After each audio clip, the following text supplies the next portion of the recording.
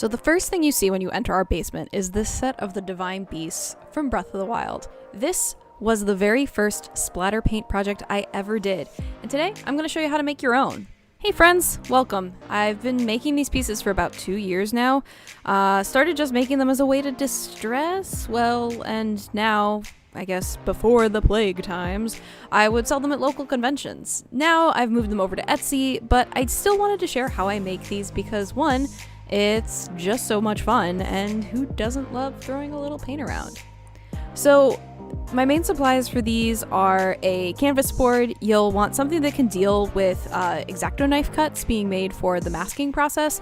So I prefer these since they tend to hold up pretty well versus your more traditional stretched canvas or something where you can cut right through really quickly. I also find that these tend to cooperate with masking tape pretty well as well. You can get them in white or black. I've seen both. Michael's tends to carry the black ones, though they're a little bit harder to find. I have yet to try testing out painting a base color and then doing this process on top, but I'm sure if you want to play with it, there's definitely a way to do that as well. I would just be a little worried about the paint peeling off when you come to take the tape off, so I like having something that's already got that base for me. In addition, you'll need some masking tape. I get the widest stuff I can, that way it takes less of it to cover the canvas. So I definitely try to get a big roll with super wide sizing, but you can use any size you have. No need to buy new stuff if you already got some. And then an X-Acto knife and spare blades. This is how we're going to create our stencil. You will burn through blades pretty quickly if you're doing this a lot, so I definitely find using these is super helpful. Acrylic paint, fairly affordable. You're going to go through a lot of it if you get the bug like I did. If you find that you burn through certain colors, definitely get a bigger tube, but definitely start with what you have. Don't need to splurge on something super expensive.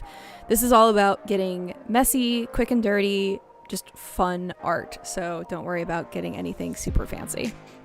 Speaking of nothing super fancy, you're also going to need a beat up old brush. Don't use something nice. You're going to destroy it. It's going to be, beat up and bent out of shape. Don't get something nice. Just use something you have lying around that you don't use commonly anymore.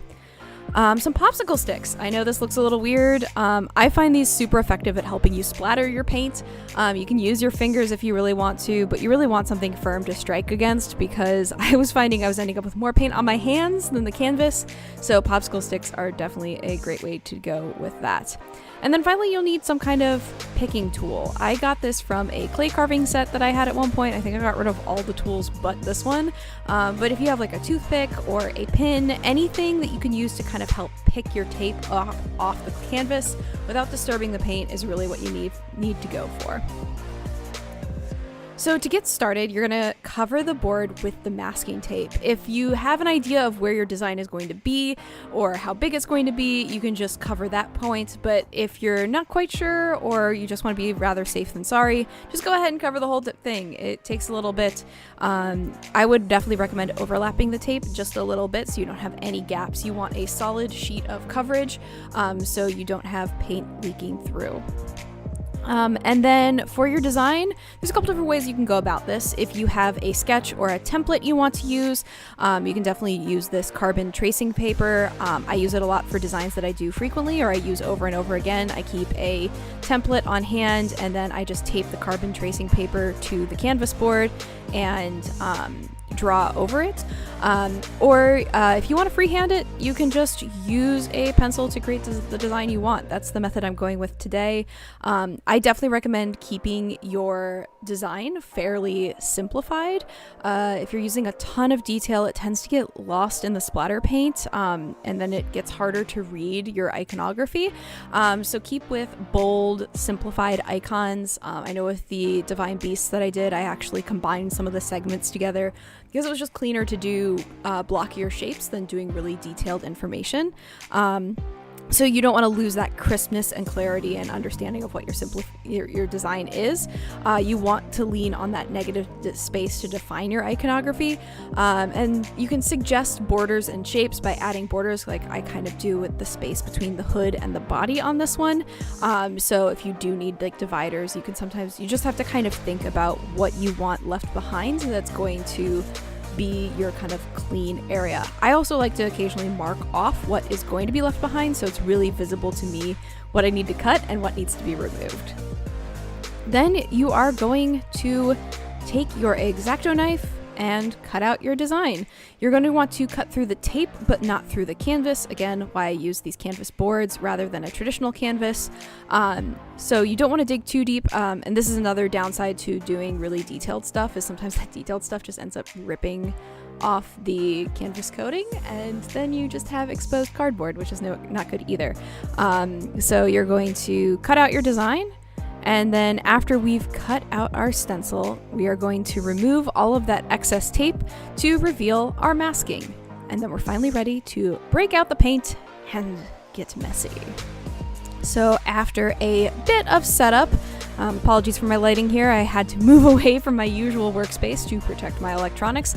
We are ready to paint. I just use a cheapo plastic tablecloth as my drop cloth to protect anything I don't want to get paint on. You can kind of see this has been used quite a fair bit, but it also kind of makes a fun little reminder of all the projects you've done. I actually use this as my table covering at conventions because let's at least show the work if it makes sense that way. You're going to squeeze out just a little bit of our paint. You're going to want a fair amount. Grab our brush, load it up. I definitely dampen my brush. You're going to want to loosen up the paint a little bit, not a ton. Too watery and it will just seep right underneath your tape. So enough that you can splatter easily, but not so much that it's straight up liquidy. And we are going to get to splattering, just striking against this popsicle stick. If you aren't familiar with this figure, this is the main character from the video game Journey, which is probably one of my favorite games of all time. I may have my overall kind of art and personal workspace decorated with art from the game. My PC that I built, also I decorated with emblems from the game. I made my own stencils. This was even before I started doing the splatter paint. I made my own stencils, painted them onto the PC case. I have a white PC case, so I went with the orange gold color. Slightly obsessed, just a bit. But I think the reason I keep coming back to this splatter paint art, even though I do a lot of other types of mediums as well, is I find these super relaxing to do. There's just something super chill about kind of having to be okay with whatever the paint does and just being surprised by the results that get left behind.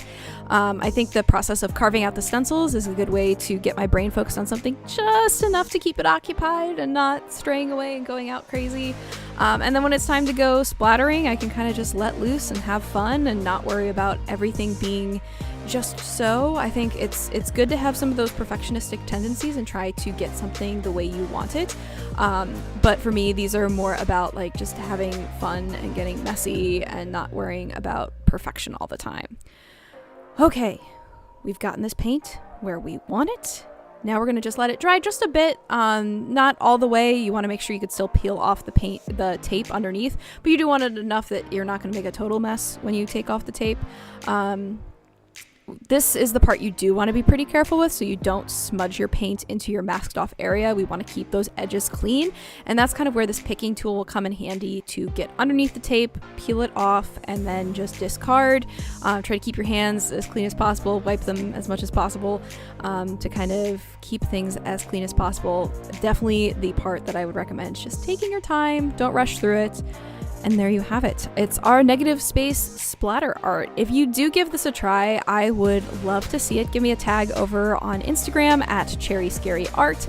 I would love to see what you come up with and what you're able to do and play around with. And don't forget to like and subscribe for some more painting and art experiments. We're really just all about having some fun here, discovering, learning, and I will see you next time. Bye!